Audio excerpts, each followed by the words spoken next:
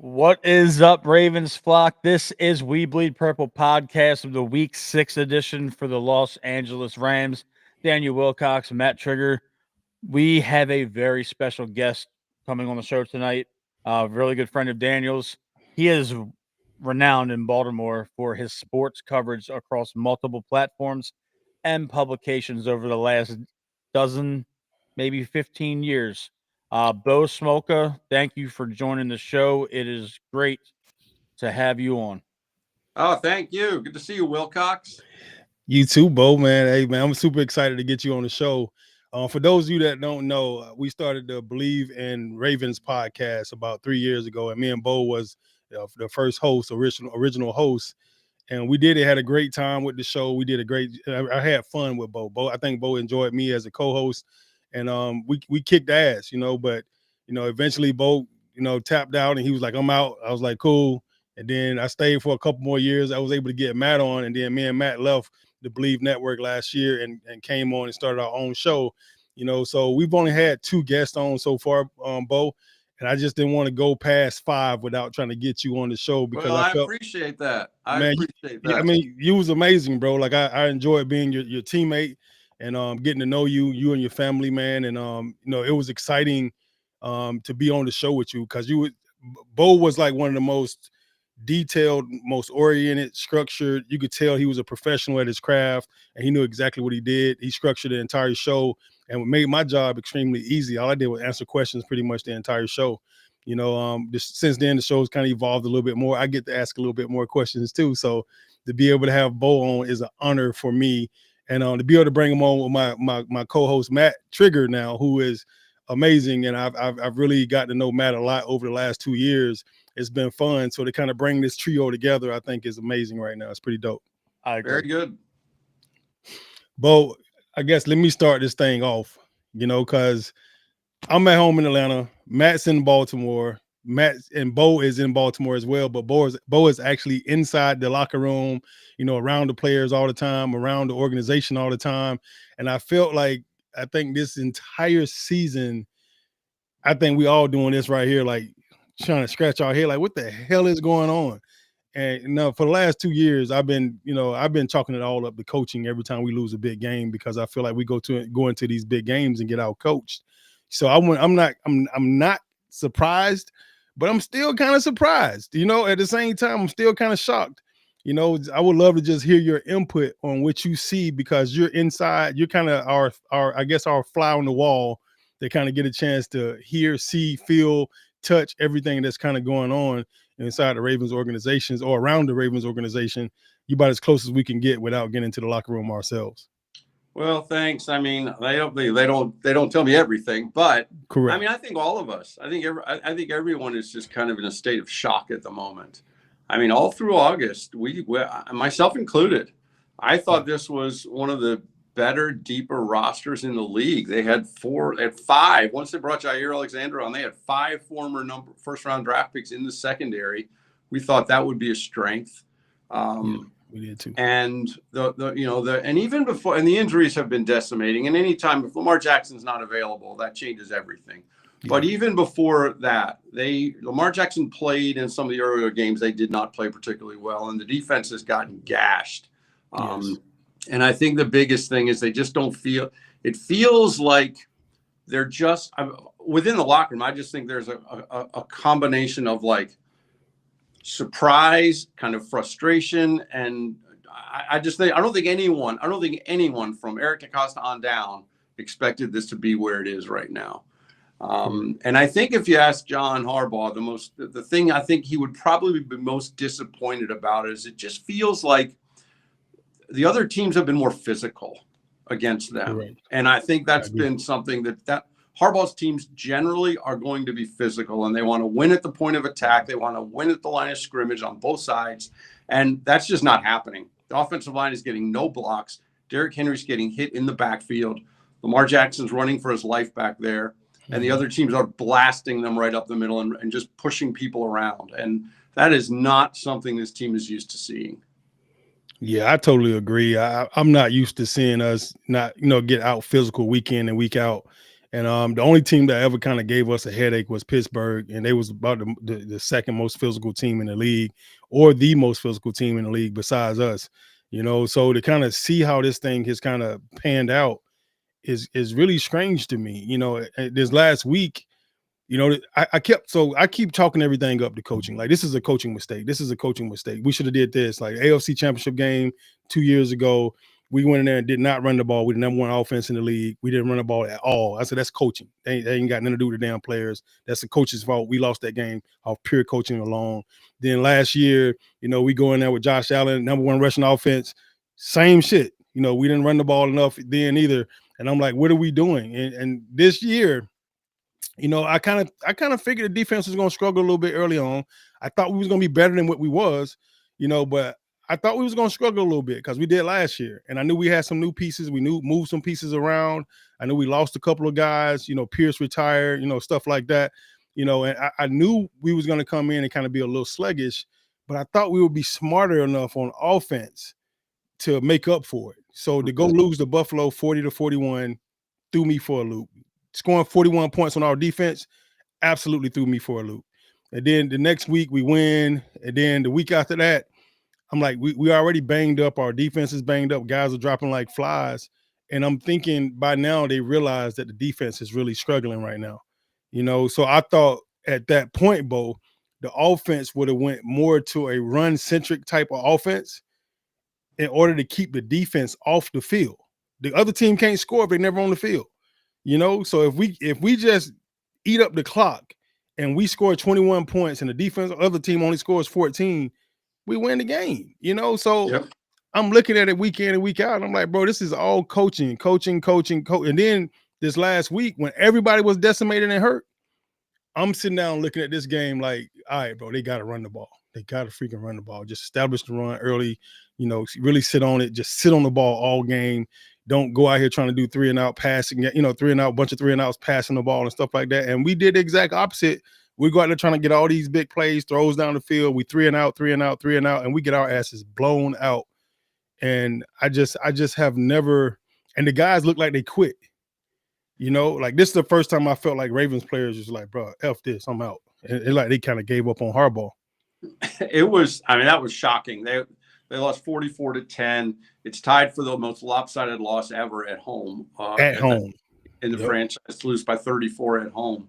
And, they're left playing an undrafted rookie at nickelback and Keon Martin. They're playing an undrafted rookie at safety and Ruben Lowry. Those guys played almost the whole game because they were really shorthanded. But to your point about, and Todd Monken said this today, the offense believes it too. Like the most frustrating thing I think from the offense, from the coaches on down, is they're not possessing the ball. They're running very few plays, and then the defense is back on the field every time. But I went back and looked at that game, the Houston game. In the first half, they ran the ball on first down in the first half, I think, when the game was still kind of in the balance. I think they ran the ball on first down 6 times, but on 4 of the 6, if I'm not mistaken, they got either 1 yard or 2 yards or no yards, no more than. So you're in second and long right away, even when they were trying to run the ball, because as I said, they're not getting the offensive linemen are not winning their blocks. And so Derrick Henry's getting the handoff and he's getting hit 2 yards behind the line or at the line. And the holes aren't opening up. They try to jet sweep with Keaton Mitchell to maybe get something going. That got maybe 5 yards, but they're in way too many second and third and long situations. And conversely, the defense isn't in enough of those. And Kyle Van Noy, we talked to Kyle Van Noy yesterday, and he was saying, the problem is, our pass rush, it has to be better, but we're not rushing the passer when they keep getting in 2nd and 2 and 3rd and 1. They're not passing. So short down and distance for them, long down and distance for the Ravens, and that's just a huge problem on both ends. I agree. Matt, go ahead. Bo, I wanted to ask you a question because now that you're talking about the rushing attack, last year, Daniel and I talked about this on our show last night when we were covering, or the other night when we were covering the Odafe Owe trade. Last year, Derrick Henry averaged 3.8 yards a carry before contact. This year, it's down to 0 yards. And you're talking about the offensive line not winning their blocks. At what point does there have to be a overhaul of the deficient offensive linemen? You have Andrew Voorhees and Daniel Faalele that are grading out as two of the worst run blocking offensive linemen in the entire league. You signed Kenyon Green, and Emory Jones just came off of the short term IR.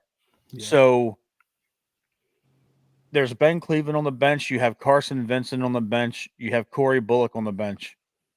If you're not going to play Lamar Jackson this week, wouldn't it behoove them to kind of see what they have as offensive line depth? Because this starting five isn't working. I mean, a lot of people are asking that, and John on Monday, John Harbaugh's Monday press conference, he hinted at possible personnel changes within the lineup. Now that was before Owe got traded, and I'm not sure he was referring to that. Right. But we'll see. I mean, to your point, they do have guys now. Emory Jones, the 3rd round pick out of LSU. He's only been fully practicing, I think, a week now. I don't think any. And remember, this is a guy that had shoulder surgery in April, so he didn't have any OTAs, no mini camp, no training camp. So I don't think he's going to be ready after 4 days of practice as a rookie to go play. They clearly don't think Ben Cleveland's better than Faalele, because for 2 years they've had a chance for that to happen, and it just hasn't. And for whatever reason, they do not believe that Ben Cleveland is better than either of those guys. Corey Bullock's an interesting one because he had a really good summer. He was on the practice squad all last year. He was, as the summer went on, you're like, this guy might make the team. Yeah. He was the starting center in training in the preseason games when Linderbaum didn't play. And that kind of put your eyes like, they really like this guy Bullock. For what it's worth, I think it was Munkin said he was one of the most improved offensive players in the summer. But again, Bullock is a guy I thought we might see this week. I don't know that we will. It's hard to say. We're not really allowed to watch practice to see how they're lined up. Once the individual drills go, we have to go inside, so we can't really see. And if we could see, we're not really supposed to report on it anyway. So I can't tell you if they're anticipating a move there or not. But it's certainly something that's been brought up before.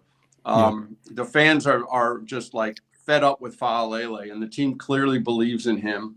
And we'll see. I mean, I think it's probably worth fiddling around with and seeing, because as you said, that's what's happening. Derrick Henry is getting hit practically when he's getting the ball in his hands, and there's just nowhere to go. And I know he's a huge guy and he can run over people, but we were talking about this once before. Derrick Henry is not Earl Campbell. He was never a guy that was running over people. He was getting in space and running past them at his size. Correct. So I'm not saying he can't break tackles, because he clearly can, and he can stiff arm people into next week, but he's just not getting room. There's no room to run right now. And I think that's such a huge problem. So it does make sense if they want to try to shake something up. I'm frankly a little surprised they haven't yet. We'll see if they do it Sunday, but the results aren't there right now. Yeah, I keep hearing people say that we chalking up the season and we just basically throwing the season away. We trading out Owe, and then we bringing in DBs, and to me, it's clearly that we're getting our asses whipped up front. So in the trenches, so you would think we would be trading for D lineman or maybe O lineman or something right now. And I don't remember Cleveland being that bad. I don't know. I don't remember when he got to the point where he was worse than Voorhees and Faalele.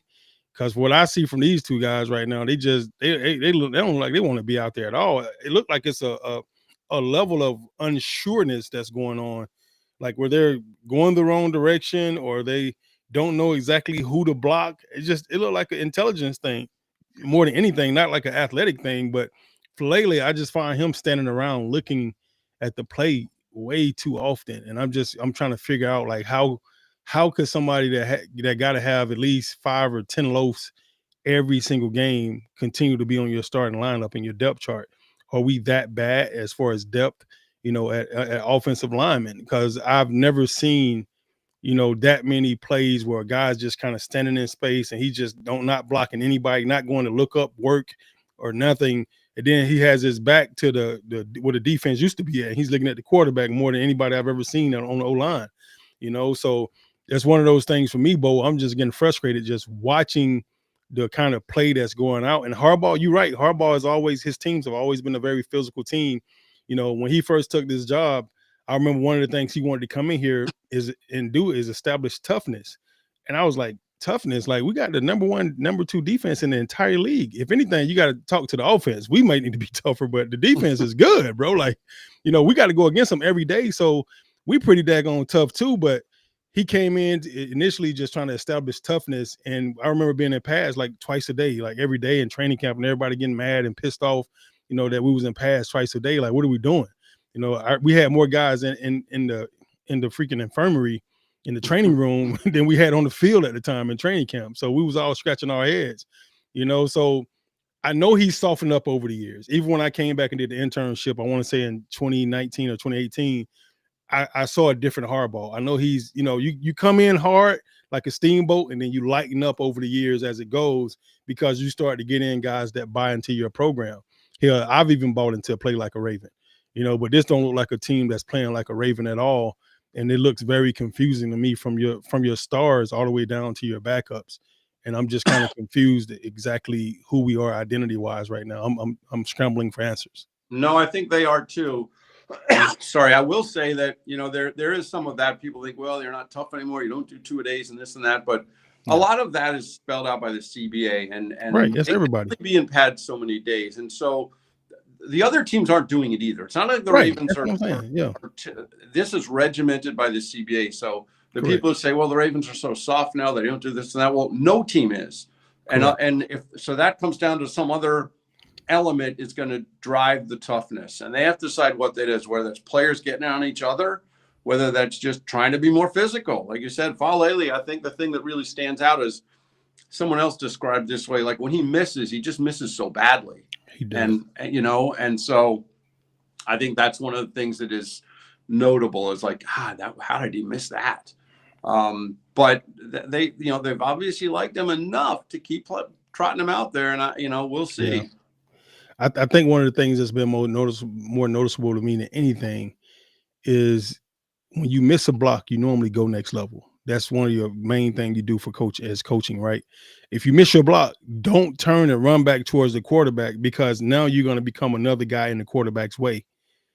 You go next level. And we seem to miss all of that in coaching for some reason. Like, if you're not coaching it, you're allowing it to happen. And that's one of the phrases we always say. If you're not coaching it, you're allowing it to happen. So either they're allowing Falele to be what he is and Voorhees to be what he is, because I swear to God, when they miss, they turn and go towards the quarterback, and they looking like, who can I go help with or do, but they're not helping anything. They're just in the way, instead of just going next level. And going next level means go look up the next guy that's coming towards your quarterback. If I can take this guy out, then my quarterback is good enough to make that first guy miss 99% of the time. Yeah, no, I mean, I think the line play has been kind of a systemic problem. I don't think Rosengarten has played as well as he did last year, and I don't think any of them have actually, even Linderbaum. Yeah, so I mean, it's just been really tough, and they got to figure out what they're doing. But I think it's a fair question to say, why not try Bullock? Why not try Bullock in place of Voorhees, or Bullock in place of Falele, or Cleveland? I mean, if it's been so bad, what do you have to lose? I mean, what do you have to lose? Would it look that much different? It could look a whole lot worse. So I don't know. We'll see if they do it. I gotta took my phone. My thing's about to die. I'm just gonna plug it in. So give me 1 second. I'll be right back. Okay, cool. Go ahead, Bo. Matt, I was sitting here thinking just now. I was about to ask Bo, hey, tell me something about being Cleveland. What do you know about him that I don't know? Like, did he do something wrong to somebody? He pissed somebody off? Like, I don't remember him being this bad where he couldn't play. Neither do I. And the thing is, I'm wondering, because the thing is, it's always been talked about, and you can probably shed more light on it than most, and so can Bo. Is he in this like proverbial John Harbaugh doghouse that everybody seems to think that once a player gets in, they can't get out? Because if you think about it, over the years, he benches any running back that fumbles the ball. And he hasn't done that to Henry. Obviously, it's Derrick Henry, but it didn't matter who was running the ball. If they fumbled, he took them out of the game. Yeah, was that Harbaugh though that did it? Is it on record that it's Harbaugh that's making that move? It has been and it hasn't been. It all depends on what source and what outlet you really listen to. Right. So That's a interesting thing because this offensive line can't get worse. They really can't. I mean, yeah, they suck right now. I hate to say it, but I can't see them getting I'm worse. sorry. Oh, you good, Okay, Bo? well, Before you got off, I was about to ask you a question, and Mhm. the question I was about to ask was about Ben Cleveland. I don't remember Ben Cleveland being that bad when he played. You know, not as bad as the two guards that we got playing right now. And there's this running thing like, did Ben do something to piss somebody off? Is he in Harbaugh's doghouse? You know, did he sleep with the wrong person's wife or girlfriend or something? Like, I mean, what's going on with that guy? Yeah, I don't know, honestly. I mean, Damn it, Bo. I was hoping you had answers. I don't. They, they have talked about the one day they say, well, the one day he played that one of those last week 17 games a couple of years ago, and a lot of starters sort of held out, and he played all right. Yeah. But well, you tell me, Daniel, that at some point it just seems like a coaching staff has just doesn't trust him for whatever. I don't, and who knows? Maybe he did do something that we don't know about, but Right. he's still on the team, obviously. Correct. They re-signed him over the offseason, not just to, to a modest deal to kind of be a depth guy, but somewhere in there they don't trust him, and I don't know the answer. I mean, again,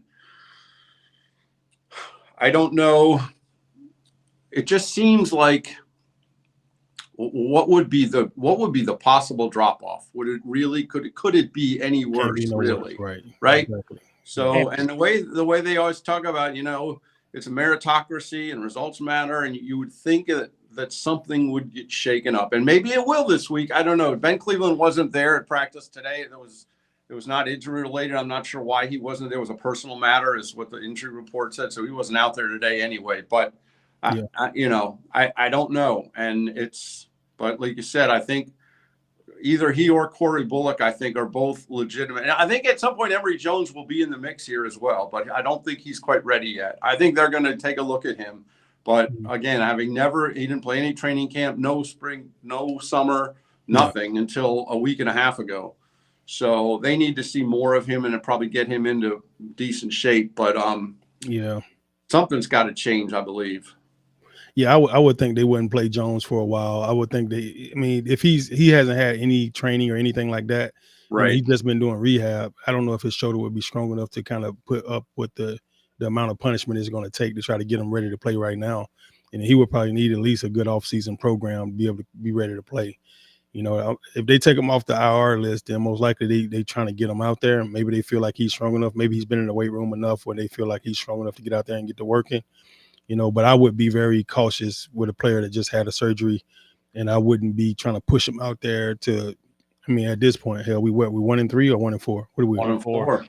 Yeah, that's sick to my stomach just saying that. At this point, I don't know if I would be trying to push a player out there that's just coming off a major injury or major surgery like that. I mean, he's in a 21-day window, and then at the end of that 21 days, they have to decide he goes on IR for the rest of the year or he goes to the active roster. And I think probably they're going to put him on the active roster, and he'll just be game day inactive for 2 or 3 weeks. But you put him on the active roster, that means you got to bump someone off the active roster. Correct. And they may just decide, they may decide, well, he's not going to be ready. We will just leave him on IR all year. That's a possibility. But they have this 21-day window to kind of get a feel for that before they ever have to decide. Bo, I wanted to ask you this. You talked a little bit earlier to us about the locker room and just the atmosphere. Daniel and I have often spoke about this on the show. The dissension, it seems, that's amongst the defensive guys from the comments that have been made in the media by Marlon, by Kyle, the back and forth. It's You've been covering the team a long time. We've all been fans of the team a very long time. Daniel obviously played on the team for a handful of years. Have you ever seen this much public dispute and discrepancies in the media and on social media amongst active players right now? Well, that's part of it, right? Social media makes it completely different. Like, and 10 or even 10 years ago, guys weren't on there that often. Just they didn't have podcasts to fill time and make comments that people then pick apart. Let him finish, Matt. Let him finish. So it's hard to say. Is it more now than it before? Definitely is. But there's also many more opportunities to do that.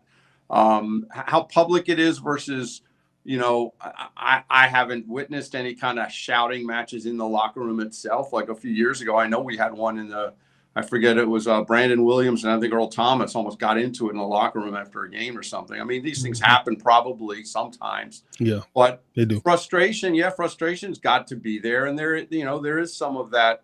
I'm sure there's more of that finger pointing. Some of and some of it is, part of it. I think a big part of it with this team right now has to be, and I'm not saying who it will be or not be, but at some point, some guys have to step up and lead this team. They have to lead the team. That's what I'm talking about, Bo. And who is that going to be? Is it going to be Roquan Smith? Exactly. Okay.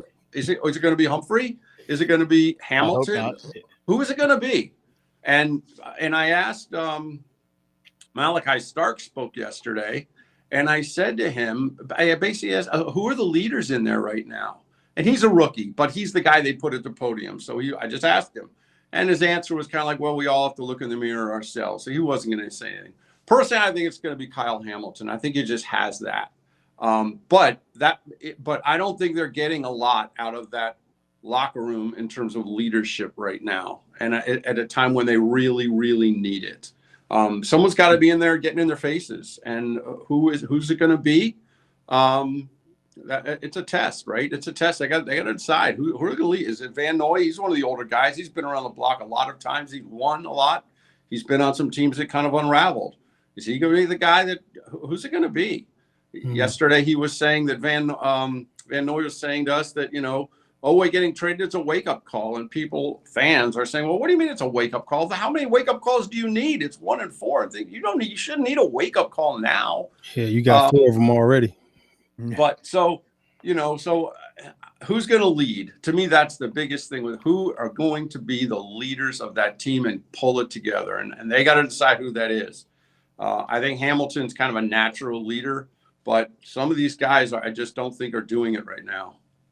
It's funny because I have lost my mind on this a lot the last couple of weeks, and it's been somewhat public. I want to hear your thoughts because Daniel knows my thoughts, and I know Daniel's thoughts. He shared the thoughts with. Is this a podcast question? It is. Oh my God. It is. It is. But I'm framing it in a respectful manner for Bo. Daniel was on Drew Forrester and Glenn Clark's show the other day, and he made his feelings known about it. Drew Forrester said that it drove him crazy because it was an odd thing. Is it tone deaf that Marlon Humphrey hops on his podcast a day after getting an absolute ass kicking and just says, oh, we lost, on to the next one. Everybody's got to do their job. Guys got to catch the ball. So he's almost taking subtle shots at people he's playing with. And then it's like after the next game, he's shirtless with a towel over his head, making jokes on his podcast, not even 24 hours after the second straight ass beating. Is this weird to you as it is to the rest of us? I mean, it does. You can argue that it definitely shows kind of a lack of focus. That the head isn't all the way there. Now they'll say, wait a minute, well, we can't live. Wilcox, you played. You tell me, you can't live, eat, breathe, sleep, everything in the building. You got to get away from it at some point. I do think people view that as tone deaf. Like he's out there being almost casual after getting clobbered, and then casual after getting clobbered again. They'll say, well, we just have, we have a life too. But I mean, I think it's fair. I think it's fair to say, well, where's, is it feels minimized a little bit? People are like, Marlon, you should be pissed about this. You should be pissed about this. You don't seem that pissed about it. Maybe he is, maybe he's not. I think they're probably all very frustrated, but tone deaf is probably a good way to put it. That it's just not a great look to be out there that way the day after getting clobbered, then again the next week, the day after getting clobbered. It feels like that's not the tone to project. And that's the thing. You're projecting when you do that podcast, you are putting yourself out there by choice. You're putting yourself out there. So what's the message going to be when you put it out there? And if people say, well, he's like, we lost, on to the next one. Like, it doesn't, come on, Marlon, do you care? Do you care? Do you care that you lost? And some fans think it just shows he doesn't really care. I've heard plenty of people say to me, it seems Marlon cares more about his podcast than winning games. Yeah. I don't think that's true, but I understand why fans think that way. And again, it's what do you choose to project? How are you going to project yourself? If he came on that podcast and honestly apologized to fans and said, man, look, I'm really sorry. We embarrassed ourselves. We embarrassed you. We won't, it would have been a little more ownership of it as opposed to just like, all right, that one's done. Move on to the next one. And I think it's almost like way too casual. So it's almost what, Matt? It's almost like willful ignorance, though, Bo. Like it's almost like he's doing it as like the way I feel is like he's doing it knowing that he caught heat for it a couple of years ago. Daniel brought this up on the radio show. He's brought it up on our show when Lamar Jackson told him to get the phone out of his face after a close call in Dallas a couple of years ago where we almost blew the game. And Lamar's like, get the phone out of my face. I don't like at that point in time, the antics should have been over. And now he had a little bit of a public squabble with Ronnie Stanley early last year. And now it's this. And it almost seems like he's just poking the fan base and just saying, I'm Marlon Humphrey. I can do it anyway. I don't have to listen to anybody. Nobody on the team is telling him to stop. And it's pissing everybody off. It's pissing me off. It's really pissing Matt off. You can obviously tell it's pissing me off. Well, again, I mean, part of that comes out of who are going to be the leaders of this team? Is someone going to come and say, Marlon, that's a bad look. You should kind of maybe think about that. I don't know who would do that. And I mean, I understand you are not the only one who's been thinking this way. Yeah. With these players having these podcasts now, and then they go out and get clobbered, and people think it's just not a good look at all. It's not. Go ahead, Daniel. I'm sorry. One thing I would like to say about it is if you try to put things into perspective, right? And when I played, a lot of times when we lost games, like Ray didn't want to speak to the media, Ed didn't want to speak to the media, like our stars, C-Max, they didn't want to speak to the media, but they had already had stuff set up. So now you leave the media high and dry. So I became the go-to guy. So when they wouldn't go, I would go and speak. So that's kind of like the same thing that Marlon's doing, but Marlon's doing on his own platform. The difference is, like, I didn't want to be seen when we lost the game, right? So when those people, when the reporters would ask me to fill in for Ray or fill in for Ed or whoever it may be, I would say, yeah, sure, I'll do it. But when I went on those shows, I showed remorse, I showed pain, I showed disgust of us losing. And I think that's the biggest difference. Like Marlon is getting on there like, hey, we got beat up. Hey, we got beat pretty bad. And, on to the next thing, and in this league, you got to have amnesia. If you don't have, I mean, that is a big phrase and statement in the NFL. As a player, you have to have amnesia. You got to forget about the game you lost, and you got to focus on the next team and the next game instantly, as soon as that loss is over with. So what Marlon is displaying is kind of the same thing.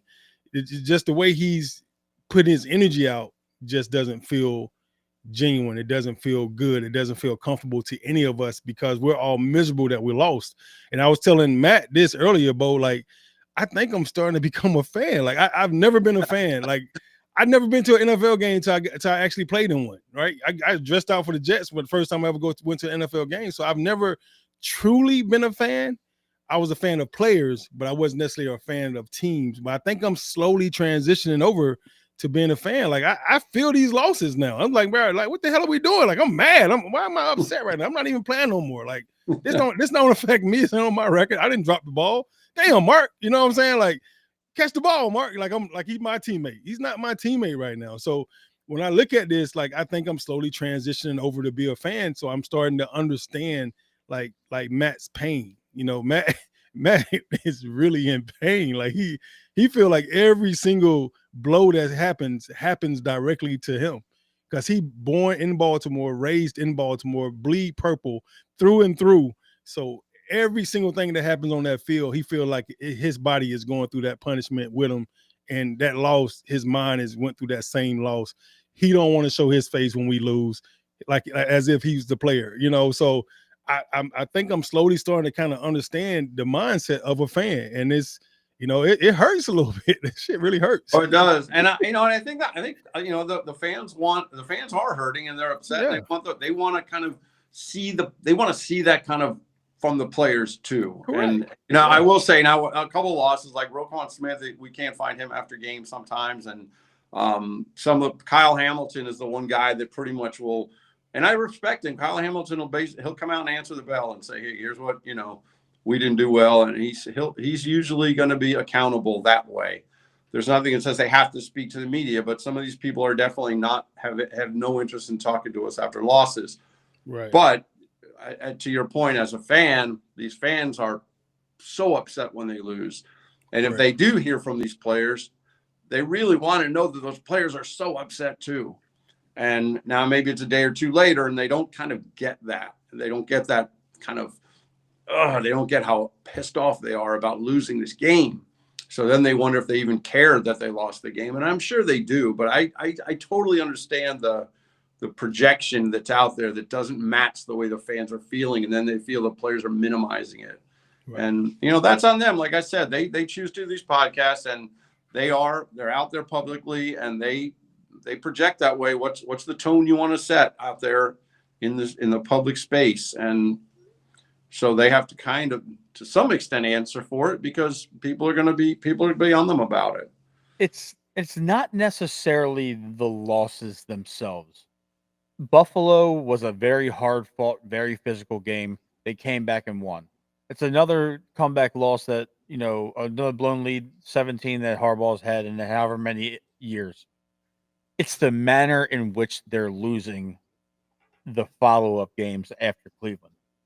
To have Detroit come into your house and just absolutely destroy you on Monday Night Football. I was at that game. Yeah. Then Kansas City comes. You go to Kansas City, and they just take care of business. And then the injuries piled up during that game. And then to have the Texans come in and hang 44 on you. The Houston Texans at home, Bank. when the same teams, they're essentially the same teams, plus or minus a couple of guys, where they came in and put the 44 on you less than 8 months after you hung 31 on them at home in their house. It looks like they don't care, that they're just trying to get to that bye week, and I understand the bye week is early. That's going to help us. We're going to get healthy, but it's a pitiful way of losing that really is what is upsetting a lot of us. And like Daniel said, we feel it because we all have to go to work on the next day, and there's always going to be people that are fans of other teams or that just hate the Ravens because of X, Y, or Z. And it's been miserable going to work on Monday the last month or so. That's where my problem lies with it, Bo, is not the losing itself. It's how pitiful they look while doing it. Well, I think the Lions one is the one that really kind of, because, you get home, you're home on Monday Night Football. At that time, the team was pretty healthy. The injuries hadn't piled up really yet. Matabike was out, so that was a big loss already. But the other guys were there, and the Lions just came in and absolutely smacked them. They ran right. The Ravens couldn't stop them. They couldn't stop them. They ran the ball right up the middle against them. Just every time they wanted yardage, they could get it. They ran for like 230 yards that day, the Lions did. And it just felt like they went for it on fourth down a couple of times in midfield, and they're just like, you know what? We're going to run the ball. They could have walked up to the center, walked up to the line of scrimmage, and the center could have said, hey, guys, you know what? We're going to run the ball off left guard right now, and you can't stop us. Right. And they wouldn't have been able to. And I think that, and the Lions don't think the Lions didn't remember coming in here and getting blown out a couple of years ago. I remember. They got embarrassed here. It was like 38-6. They got embarrassed here. Yeah. And I promise you that game was played on loop in that Detroit facility all week. But that guarantee still you it was doesn't account for the Ravens getting embarrassed at home. And just like it goes back to what I said at the very beginning, they just got physically mauled in that game. Both lines of scrimmage got mauled. I agree. They didn't run the ball, and they could not stop the run for anything in that game. And that, to me, I know they had lost Matabike at that point. Most of the other guys they still had, but I think that set the tone for a lot. And I think that should have been the first wake-up call to say, Correct. wait a minute, something is fundamentally not right here. And that, you could say Kansas City, first of all, you're in Kansas City and it's Mahomes, and that's going to be a tough ask anyway. They didn't play well, and that's to be fair. And then last week, I mean, I don't know what you're supposed to do. You got 5. They shouldn't have given up 44. And, C.J. Stroud, they scored every single time C.J. Stroud was on the field. He led to points. 8 straight drives they scored. But again, you're playing 200. They started 5 rookies. 2 of them were undrafted. That was just, you like to think that was the low point, right? They think they're going to get Hamilton back this week. Humphrey was a full practice guy today. He might actually play this week, which I wasn't sure he would.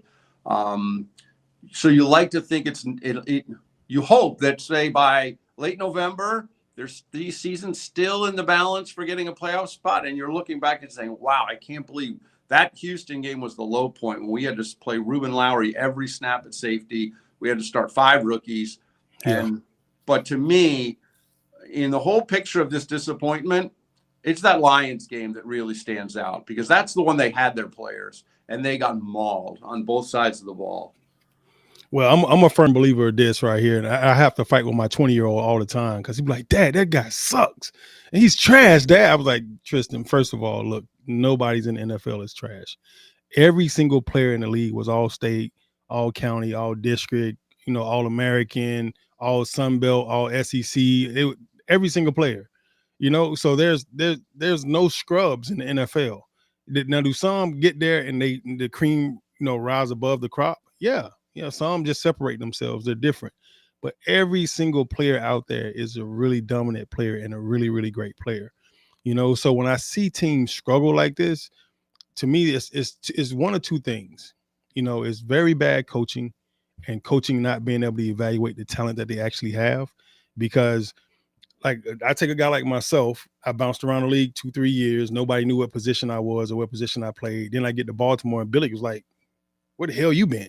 He was like, nobody knew where to play you. I know exactly what you are. You're an H-back. And he put me at the H-back spot. And then I start for 5 years in Baltimore. But Gruden couldn't figure out what the hell I was. He moved me from running back to tight end to fullback to receiver, back to the Jets, same thing. Herm Edwards, they couldn't figure out what I would move me around, all these different positions. That's where it started. And then I get to Baltimore, you're H-back. Wade Harmon knew how to play me. He knew where to put me in positions to win and be successful. And I was able to be a 5-year starter there. And a special teams captain, everything, so the way I look at it is, yeah, we got some guys down. It's always next guy up. And the next guy up usually is just as good as the guy that's starting if he's prepared and ready. So if he's not prepared, to me, that's still a coaching thing. Yeah, I mean, yes, a player thing as well, because he has to want it enough to want to go do that. He's a pro. So you should be prepared. It's like a doctor not being prepared for surgery because they got a lead heart surgeon and he always does all the heart surgeries. Today he's not going to do a surgery. And you got to be up. You got to be prepared to cut somebody's chest open to save their life. So as an NFL player, you have to be prepared. It's always next man up. So now that guys are down, you should have already been ready. I hope you didn't wait till the week that guy go down to get ready. You should have been ready the whole time he was playing. If he's not ready the whole time he's playing, I still correlate that to coaching. So when I see these guys hit the field and get their ass whooped like they did against Houston, and I've been saying the whole time, every time we get to a big game, we get out coached. Here we are with all your superstars, the guys that could fix all your wrongs as a coach. They're down.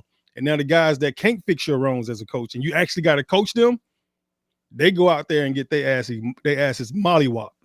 So in my mind, it's still a coaching thing to me. Like, coach, what are you doing? Like, put me in position to be successful. I'm not Matabike. All right. I'm not Marlon Humphreys. I'm not Kyle Hamilton. Coach me up. Put me in positions so I could be successful. Call the right defenses that I could be in the right spot and then teach me where I need to be so I can go be the best version of myself that I could possibly be. Somehow, I feel like we've gotten away from coaching and developing guys to the point where if the guy is not already developed and already super, super, super special, then, he just kind of falls to the wayside. And now that you take preseason out of it, and I've been telling Matt them for the last couple of years, like the starters are no longer playing. You lose too many guys in preseason. So the starters are not playing preseason. So these first 4 games is just like preseason for us. It doesn't matter if we win or lose the first 4. After that first 4, that's when the real season starts. Now you've got your 4 preseason games out the way. We just got our ass whooping game 5. So that would have been the first game of the year for us. If that's what the season gonna look like for us, but we're in trouble. So I'm frustrated watching this process because I still feel like it still falls in the lap of coaching. If your guy is not prepared to come to the game to play when the guy in front of him goes down, somebody should have been checking that guy the whole time to make sure that he knew what he was supposed to be doing. And if he didn't, then he should have already got reprimanded way before it was his time to hit the field. Well, it's in a couple of things. One, I think, they had. I think they've obviously missed Ardarius Washington, which is interesting. Yes, right? A former undrafted guy, and he they had all summer to find that guy, and we were told Sanusi Kane might be that guy. Sanusi Kane looks great. Sanusi Kane looks great, but then when they needed that guy, they didn't play Sanusi Kane a snap on defense last weekend. Ruben Lowry played every snap at safety, and Sanusi Kane only played on special teams, which tells me he's not that guy, and they don't trust him at all to be that guy. And if they knew that all along, then they should have been looking for another veteran safety in June instead of trading for one in October, because the way they like to play defense, I think they want to play. I've said it for 2 years now. I've said this team and this defense is better when Kyle Hamilton is closer to the line of scrimmage. He's just an impact guy. The way he's probably their best fundamental tackler. He's so long, and I watch him blow up bubble screens and jet sweeps, and he gets off blocks from tight ends. And he's good ranging in the back end, and he's good when he's deep and he has the whole field in front of him and kind of breaks everything down. But I think they want to find ways to get him close to the line of scrimmage and play basically 3 safeties. That's what they like to do sometimes. And if you think you want to do that, and you've already decided, which they clearly had long ago, that Sanusi Kane was not going to be Ardarius Washington, and you did draft Malachi Starks, then they had 3 or 4 months to try to go find that veteran safety, and they never did. So that was kind of a strange choice they made, not to. Either they were selling us a bill of goods about Sanusi Kane, or to your point, they decided after 3 months, this guy just hasn't gotten any better. Right. And then you have Ruben Lowry out there playing, and Hamilton obviously didn't play last week at all. But I would suspect now that they made this trade for Haloe Gilman and they have Malachi Starks, I think Gilman's going to play right away. I think he'll be in the line. I think he'll start Sunday, quite honestly. Okay. Sometimes when they trade for a player, they got to get him up to speed, and they got to see if he's in football shape and all this. He started every game for the Chargers. His football shape is not a question. Correct. So I think we will see Hamilton on the field more or less in a slot down by the line of scrimmage, floating around. The other thing, and then Starks and Gilman at safety. The other thing is I don't think they're at all pleased with the play of the inside linebackers. So you might see one of those guys, Trenton Simpson's off the field, and Hamilton's on the field in place of him. God. And he's smaller. He's not as big as Trenton Simpson, but he's going to be, or as Hamilton's not as big as Simpson, but you're suddenly a better defense if you have more better players on the field. Correct. And so, but I do think if you're going to criticize a major thing for them, it's that why did they not decide 4 months ago that they needed to replace Ardarius Washington with something else? That's a great point, Bo. I want to go on record and say that through the course of this show, Bo, in the preseason, watching every preseason and doing the shows with Daniel, I said Sanusi Kane shouldn't even made this team, and that was just me doing the eye test, watching him play. I pounded the table for Bo Braid to make the squad over him, and they let him go. He did. I remember. And Bo Braid ended up getting claimed, I think, by either the Giants or the Giants. Yeah, it was the Giants. The New York Giants. So it speaks volumes that they played Lowry over Kane, and I agree with you. And It's a great point. do you believe Sunday we see a lot of C.J. Gardner Johnson as well? I would think that's less likely. We might see him. We might see him, but he's on the practice squad. They're going to have to elevate Tyler Huntley, and assuming Lamar Jackson's not playing, which I think he's not, they're probably going to elevate another defensive lineman. I would think. They've elevated Okoye the last couple of weeks, and you only can elevate two. So would you elevate Gardner Johnson as a third, or would they move one of? They're not going to move one of those other guys to the 53. So it's a little more problematic to try to get him up, especially if Humphrey's healthy as well, and he practiced fully today. Hamilton goes to the slot, but it's a good question. I don't think we will this week, but I definitely think we'll see Gilman right away. And the other thing I'll say, and it's on the other side of the ball, but I asked John Harbaugh this a couple weeks ago, and he kind of downplayed it because I didn't think he wanted to speak negatively of anyone, but I think they tremendously miss Patrick Ricard. I mean, they're just not able to run. I mean, he's the guy that opens those holes, and they have this Zion Mitchell-Payton kind of playing the quasi fullback role, which he's not. And the blocks just aren't there from that. And I'm not saying that if they have Ricard, it's all going to be perfect if the offensive lineman is still losing every time a one-on-one battle. But I just think that running game misses Patrick Ricard so much. If you told me in, June, who are the two people that they would miss and they would be glaring absences, I'm not sure you would ever say Patrick Ricard and Ardarius Washington, but they have tremendously missed both of those guys. Yeah, and Matabike. Well, yeah, Matabike now, but yeah, Matabike for sure. Yeah, I was actually about to ask you about Patrick Ricard, but I wanted to let you talk. And when I was thinking about him, I'm sitting here thinking like, bro, like the thing that made when I was there in the player personnel department, the thing that made him most glaringly great to me was that he was a two-way guy. He played D-line and fullback. We struggling at D-line right now. I'm like, if he's back and he's healthy, we might need to get his ass transitioned back over to defense too. We need all the help we can get on D-line. Like at this point, even if you're not playing every snap at D-line, to be able to spell you on third downs or spell you on first downs or whatever, he has to be a tremendous asset for you.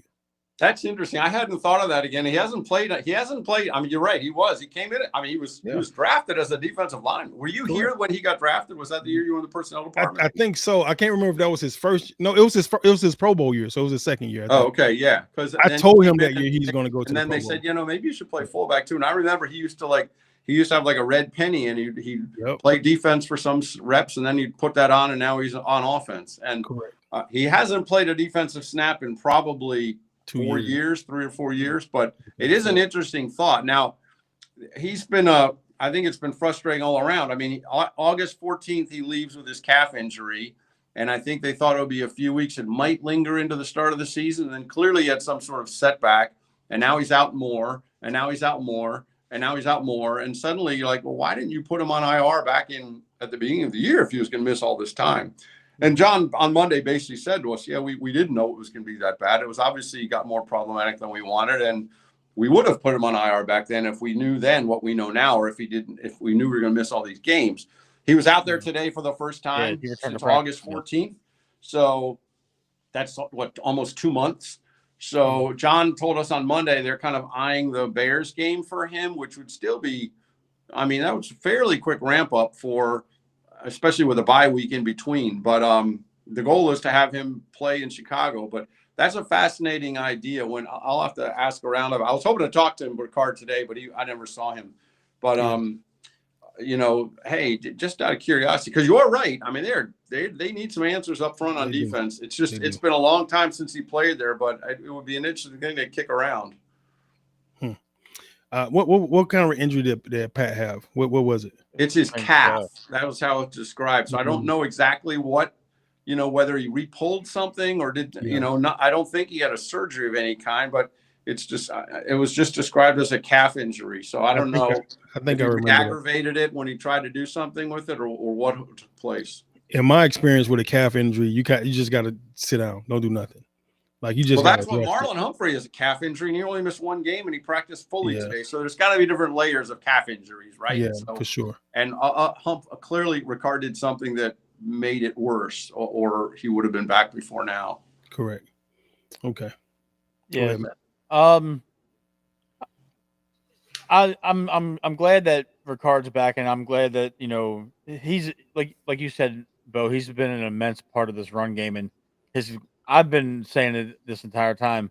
And to Daniel's point, he's like, well, the first couple of weeks we put up 40 points without him or Likely, and then now everything's falling apart. A lot of people don't realize if you go back and look at the 2024 with a lot of Derrick Henry's big runs and big plays, 42's in front of him, clearing the way. And it's different having a 6'4", 315-pound fullback who's essentially the size of a guard that can move faster than them, come at you with a full head of steam. So it is nice to see that he'll be back for the second half of the year. I think we're going to probably see Lamar after the bye.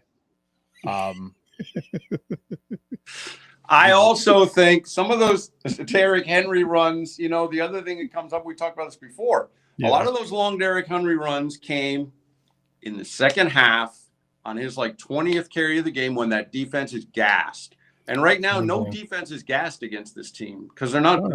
The Ravens, I believe, have had fewer offensive snaps than any offense in the league. Yeah, they averaging like 55 snaps a game right now, which is less than normal. They're just not. They're not staying on the field. And Todd Monken said exactly that today. He goes, we're just not staying on the field long enough. And we asked him, well, why not? What's happening? And he was kind of vague. Oh, execution, coaching, play calling, all of it. He didn't really have any specific. Did he say coaching? He said play calling. He said calling, but he didn't say coaching. I think he did say coaching. If he said coaching, I'll be proud of him. I think he did say coaching. I'll have to go back and look. I think he said coaching, play calling, executing, all of it. It's game planning too. I'll say he's owned some of the mistakes on offense, but okay, good. Again, but some of Henry's biggest gains came when he gets in there running against a tired defense, and this defenses aren't tired against them, and then they're not even running the ball when they're down 40-10 or whatever, or 34-3 or 34-13 to the Chiefs. So that's part of it too. But yeah, they definitely miss Ricard. He is the lead block on all those plays. But you could have Ricard, but if Rosengart and Falele are missing their blocks, Ricard's not blocking three guys, right? Correct. So the line's got to be better all around. Correct. I think one of the things that that's kind of frustrated me on this season so far, like if you go back and you look at these games, like the first 4 or 5 carries in almost every game, Derrick Henry has scored a touchdown or had like 40, 50 yards. 4 carries, 35 yards. He's averaging like 6, 7, 8 yards a carry. And then he might have scored a touchdown on the opening drive or something like that. And then he don't touch the ball again to the third quarter. Then he fumbles it. And everybody's scratching their head like, why the hell is he fumbling? Dog, he cold as shit. And he's probably mad and frustrated because he started the game off so hot. And then all of a sudden you stop giving him the ball for 2 quarters. So it's like, I hear everything you're saying, but I still feel like a part of that stuff is game planning, which goes back to coaching, which like if your guy, it's like getting Steph Curry the ball 5 times in the first quarter. He hit all 5 threes, and then you don't give him the ball again to the third or fourth, and you expect for him to be hot again. Like it's like if your guy's hot, feed his ass. And he starts off these games hot. The first 2 or 3 games of the year, he was hot every single game. And they stopped giving him the ball, and then you put him in the fourth, and he fumbles the ball at a crucial time, and you trying to figure out why is he fumbling the ball? He's fumbling the ball because he dealing with some shit mentally, probably because he trying to figure out why they not giving me the ball. What did I do? Why did they take me out? You look at him on the sideline, and when the camera pans to Derrick Henry on the sideline, you see his face. He's like, he don't look like he having a great time. He on the sideline like, man, like why am I on the damn sideline right now? Shit, what did I do?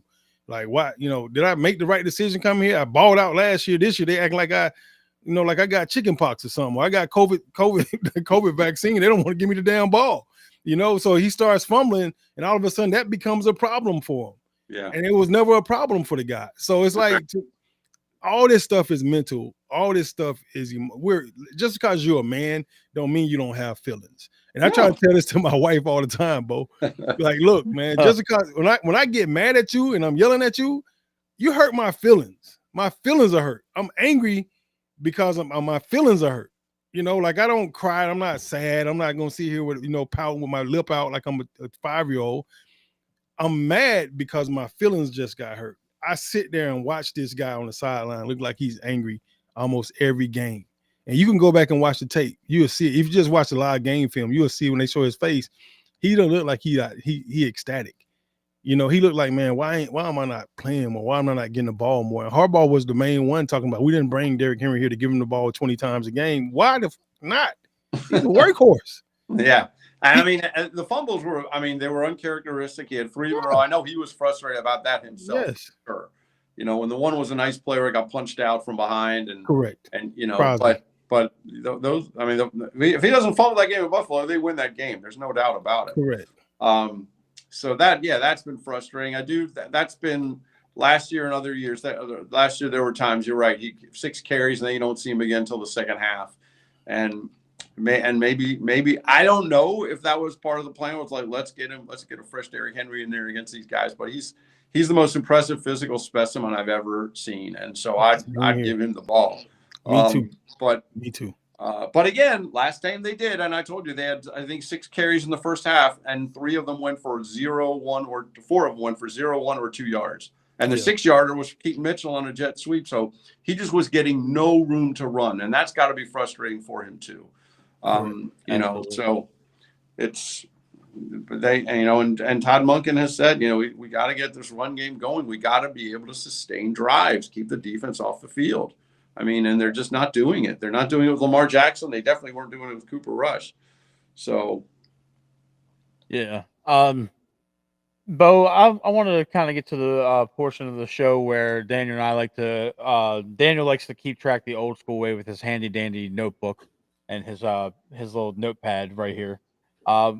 We like to pick an offensive player of the game, a defensive player of the game, and a score prediction. But what hasn't been said on the show yet, because we haven't really talked a lot about specifically Sunday, there is a huge nor'easter storm heading our way right now. And from all the local weather reports, torrential downpour possible on Sunday with 20 to 30 mile an hour winds. So that may affect the overall outcome of the game if it takes the trajectory that it's currently on. Since you are our guest, Bo, who do you see being hold up right quick, man. I'm sorry, Huh. Bo. I gotta apologize to you, bro. I was so excited you on. I forgot about the damn Rams game. That's what we supposed to be talking about the whole show. I'm so excited that you on. I'm picking your brain about everything else except the damn Rams. So I apologize. Yeah, it is supposed to be nasty, which to me I think benefits the Ravens. I want to take these teams aren't used to playing AFC North slop, and generally I think it helps the I would think inferior team, which is what the Ravens are right now. They just are. It's hard to say. I would think playing in the slop would help them, and it should help a guy like Derrick Henry. It should help the running game, but again, they've been running so poorly that it's hard to say. But I would, if it, it's going to be a challenge, I think, for any offense if they're going to be playing that kind of slop, which it sounds as of now, it could be pretty nasty.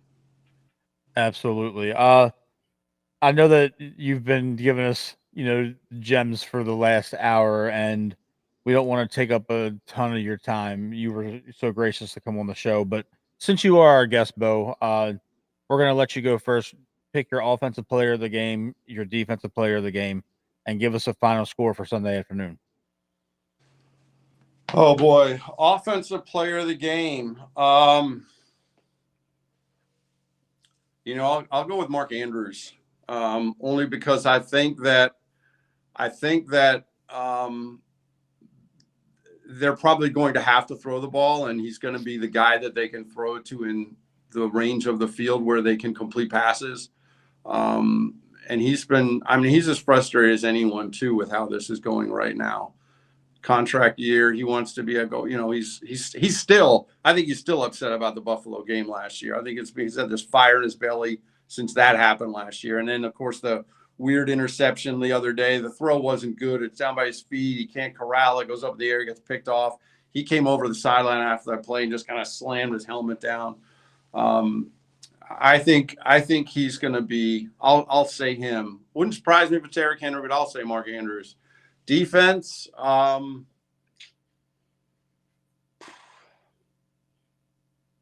No, I know, Bo. This is. I will. It's hard as hell. It is tough. It is. I mean, there's been hardly any defensive player that you would say has played plus this year relative to what you expected. Nate Wiggins, I think, has played pretty well. But again, they're not getting the ball. They're not getting their hands on the ball. And someone pointed out to me today, against the Texans, they had 0 passes defensed. 0. They're not interceptions or turnovers. They didn't even get it. They literally didn't get a hand on a ball. Okay, and that's just I can't remember that ever happening. So I'll say Nate Wiggins. Honestly, it wouldn't surprise me if it's Alohi Gilman just because I think he's going to play. But I'll say Nate Wiggins. I'll say he comes up with a play. This defense is desperate to come up with a play. And maybe in bad weather, there's a throw or there's a fumble, and Wiggins is in the right spot. So I think he's, of all the guys on that defense, I think he's been one that's played maybe close to what you hope to get from him because it's been such a disappointment across the board. So I'll give him his flowers and say Wiggins. Score prediction. I mean, I can't in my good conscience pick this Ravens team to win, especially without Lamar Jackson. I know they're getting guys back. I think it might be a slog, especially if it's rainy. I'll say 23-17 Rams. Damn. You just hurt his feelings. We just talked about that, and you just hurt his feelings. Damn, that hurts. He was not Bo. He wasn't expecting you to go with the Rams. No, so I was expecting you to bleed purple with me, Bo. It's okay. It's all right. I feel you though. I mean, look. No, you keeping it 100. I appreciate it. It's a huge game for them. I'll say this, and this is what I look. I picked them to win last week, and look what I got for that. Yeah, because I said in my time covering this team, it always felt to me like they played better after loss. Whatever you want to say about Harbaugh, it seems like sometimes when his team was desperate and they're back to the wall, they tended to play well. And maybe that'll happen this week. But that's why I expected it to happen last week. And I don't know if it was just too many guys out, but the fact that I think one of you said you felt like they quit. I can very, very rarely remember a Ravens team putting up such little fight as they did in that game. Yeah. And I expected them to really compete. I picked them to win last week, and then I looked like a complete idiot. Me too. So maybe I'll be wrong this week, and they'll turn around and win. And if you get Hamilton and Humphrey back, it changes things. But you don't have Lamar Jackson, and that also changes a lot. So, but I will see if they win and they go to this bye at 2-4, and they're feeling a little better about themselves. The schedule gets much nicer for them coming out of the bye. I agree. And they could get more guys back, and suddenly they're 7-7, and they're looking at a division that maybe 9 games might win the division. They're not out of it. 1-5, and they are. It's not impossible, but it's a hugely more difficult task. But if they win this game, I think they're honestly at 2-4, which sounds crazy. They're right back in the division picture because for all the talk about the AFC North, it's a mess this year, and 9 wins could win it. You're right. I agree with you 100%. If we go 1-5, Andrew's going to be wearing a Jaguars jersey. Well, they're going to trade him next. And then if they go to 1-5 and they go to that bye, there'll be a lot of questions over the next 3 weeks before the November 4th deadline. You got a ton of free agents on this team. Now, again, what would you get in return if you go to sell mode, which would be this team, it would be shocking. This is a team that was the Vegas favorite to win the Super Bowl in August. And now 6 weeks later, you're in sell mode. But it could be. But again, if you're giving these guys away on expiring contracts, that affects how much you're going to get in return for them. But if they go to 1-5, that might completely change how they look at the marketplace for the trade deadline. No doubt about it. All right, Matt, you up?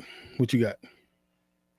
On offense, I think this is going to be an Isaiah likely game. I'm going to go with tight end, different guy. 2 tight ends representing, baby. Yes. I'll say this, Likely's been super quiet so far since he came That's back, but he tends to be really good after the catch, and that might be a thing that comes in handy if you're playing in slop and you get a 3-yard pass and stiff arm a couple guys and keep your footing and they don't. So that's not a bad call. Yeah, Isaiah likely was my pick on offense. My pick on defense, I think this is a Kyle Hamilton game. Like you said, Bo, and Daniel, you said it earlier yourself.